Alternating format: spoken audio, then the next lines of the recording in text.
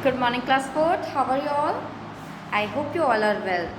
This is your English class. So please take out your basic English grammar and composition book part 4. Now please open page number 8 and we are going to start a new chapter.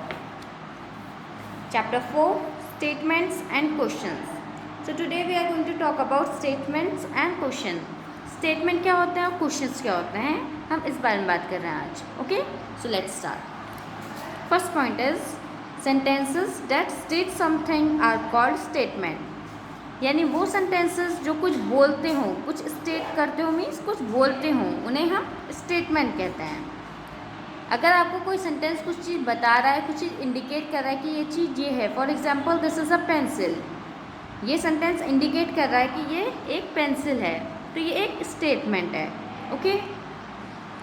Sentences that ask questions are called interrogative sentence और questionary. So sentences जिसमें question पूछे जाते हैं उनको हम interrogative sentence बोलते हैं. क्या बोलते हैं? Interrogative sentence. For example question ask करना means what is your name.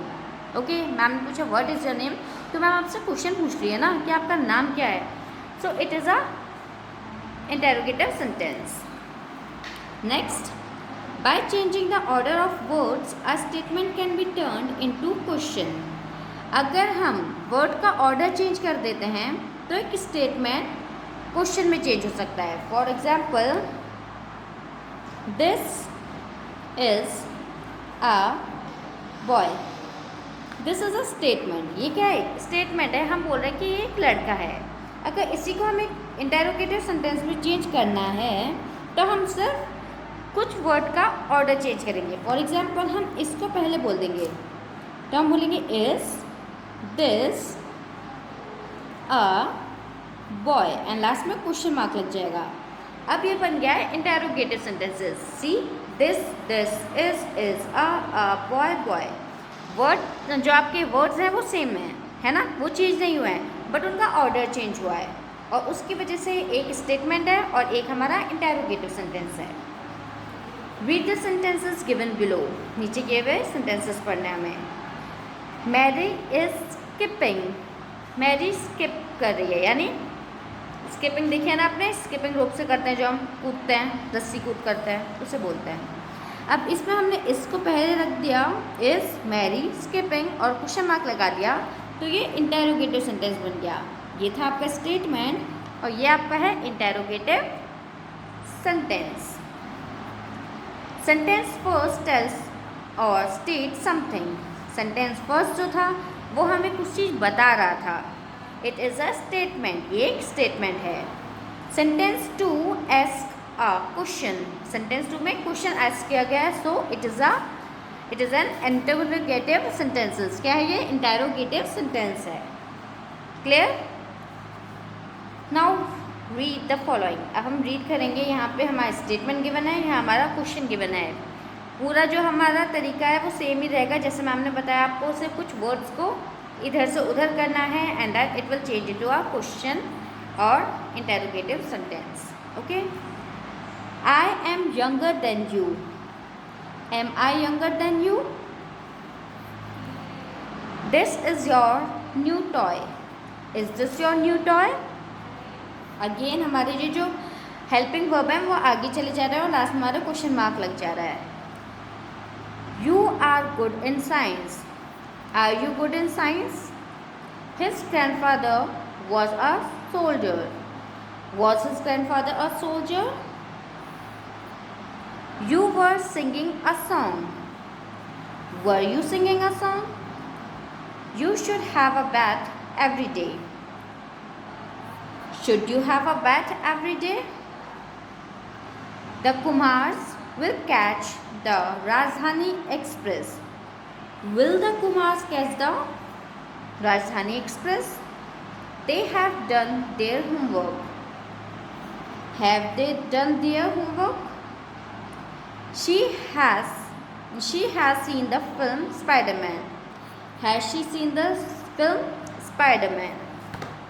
Last one. Dimpy can come to meet Miss Lal. Can Dimpy come to meet Miss Lal? ठीक है. सो इस तरह से हमने हेल्पिंग वर्ब को आगे किया और लास्ट में क्वेश्चन मार्क लगाया और हमने एक स्टेटमेंट को चेंज कर दिया क्वेश्चन में और इंटेरोगेटिव सेंटेंस में.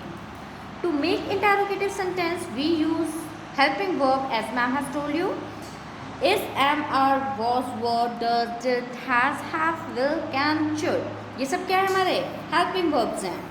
तो इसको हमें क्या करना होता है, सब्जेक्ट से पहले लगाना होता है. सब्जेक्ट क्या होता है, जिसके बारे में हम बात करते हैं, है ना. पढ़ा था हमने सब्जेक्ट एंड प्रेडिकेट. और प्रेडिकेट क्या होता है, जो आपके हेल्पिंग वर्ब के आगे होता है, वो आपका प्रेडिकेट होता है. सो ये जो हेल्पिंग वर्ब होता है वो आपको सब्जेक्ट से पहले लगाना है, लास्ट में क्वेश्चन मार्क लगा देना है, and your statement changed into an interrogative sentence. Got it? Let's move to the next page. Exercises. Let's do some exercise. Exercise A. Change the sentences given below into interrogative sentences. Now you have to change these statement or these sentences into interrogative sentences. First one, mother is not in the kitchen. As I told you, आपको helping verb को subject से पहले करना है. So here's your helping verb और हमें इसको ये subject से पहले करना है. So, is mother not in kitchen? At last you have to put question mark. Done? Now the second one. Father has gone to the office. Again, here's the helping verb. You have to write it before subject.